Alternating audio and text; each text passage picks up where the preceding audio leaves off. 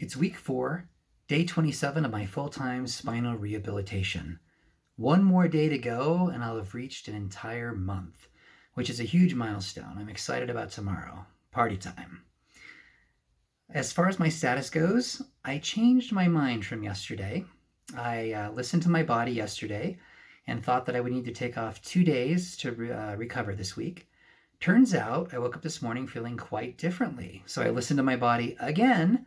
Instead of hitting the pause button, I decided to hit the resume button. So I went to the gym and worked out my arms. So I have 6 days of weightlifting in this week, which I'm really proud of. Again, it's okay to pause, but it's okay to hit resume if you get new information. And I was surprised this morning to feel great. And if that's the case, I'm going to keep pushing. It means I haven't done enough to put myself in a bad state, and so I'm going to go on. As far as tips go today, I have one related to intermittent fasting. In case you're not familiar with intermittent fasting, the idea is basically to reduce your eating window, the number of hours that you're eating per day. I've naturally kind of done this because I go to the gym in the morning, so I don't usually have a very big breakfast. I'll usually eat an apple or something before I go. And at night, I actually picked up this tip from my wife. She would always brush and floss her teeth right after dinner. And I thought it was kind of weird because I'm like, well, then I can't snack. And it turns out that's exactly the point. You don't want to snack because then you get to do it again. You have to go brush your teeth again and floss again, which nobody really wants to do. So it creates a nice little disincentive from eating after dinner's over, which is great because your body tends to process calories after 8 o'clock at night differently than it does before that time. It's actually tied to your circadian rhythm. And your blood sugar level will spike twice as high after 8 p.m. as it would 8 in the morning. So if you eat an apple at 8 a.m., your body responds quite differently than if you eat an apple at 8 p.m. So we usually have dinner around 6 or 7 at night, and I brush my teeth right afterwards, and I don't eat after that point. And that just naturally encourages a form of intermittent fasting. The topic today is to be consistent, to become a metronome in your own life. There are just some areas in life where you need to become predictable and boring, really. These things need to become foundational. And those things are diet and exercise, basically maintaining good health. I want to relate this to yesterday's message where I talked about how I didn't want to change my behavior under a couple of scenarios. One is when a swimmer gets into a lane next to me, especially if it's a guy, I feel the impulse or have this thought, hey, start swimming faster. Well, no, I'm not going to. Or swim longer than you really can. No, I'm not going to do that either because I have a goal, and that is I want to rehabilitate my body. I'm not at a swim meet, right? That instinct can be good if you're at a swim meet, if you're a high-performance swimmer, but I'm just not. I'm trying to rehab. So the impulse and thought is entirely out of line with what I'm trying to accomplish. So I disregard it. Well, I also don't want to change certain other things in my life depending on the chaos that may be going on. One is I want to make sure that I'm getting my exercise in.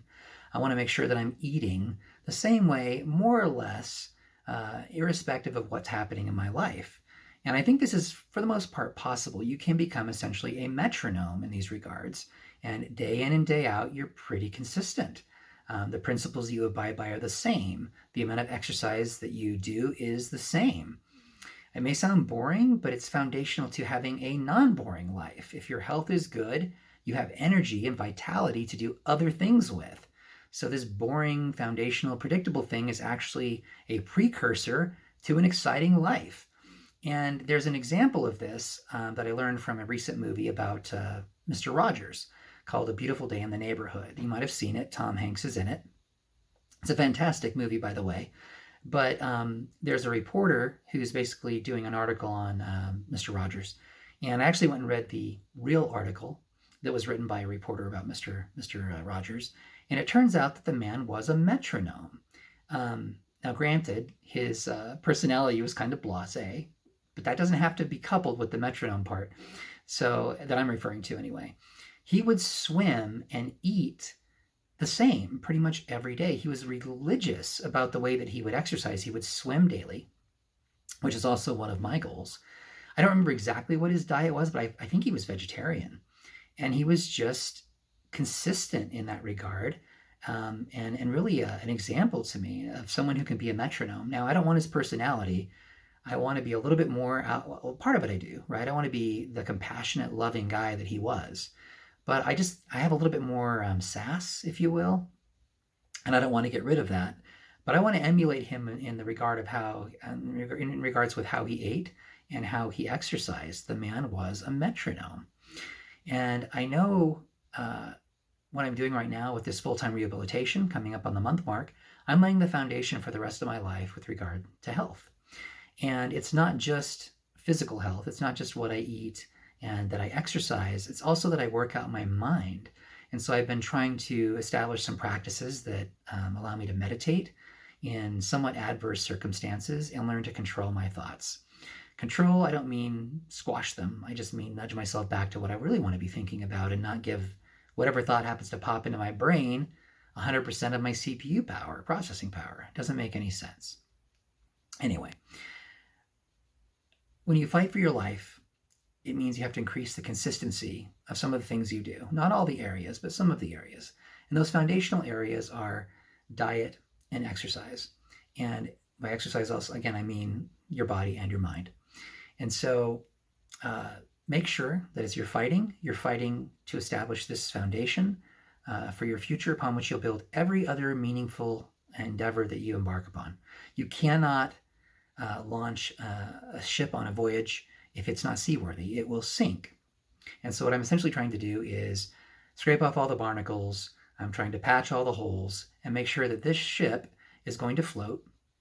And not just float, but when it's tossed to and fro on waves, occasional waves and storms, that it stays up, that it's not going to capsize and fall over and basically sink to the bottom of the ocean.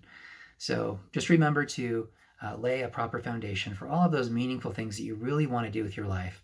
Once you've conquered your chronic pain, or at least have it under somewhat some degree of control, you can have that. I believe that's possible now. I didn't before, but I do now. If you have any ideas of how to become a personal metronome, please share those in the comment section, and don't forget to subscribe.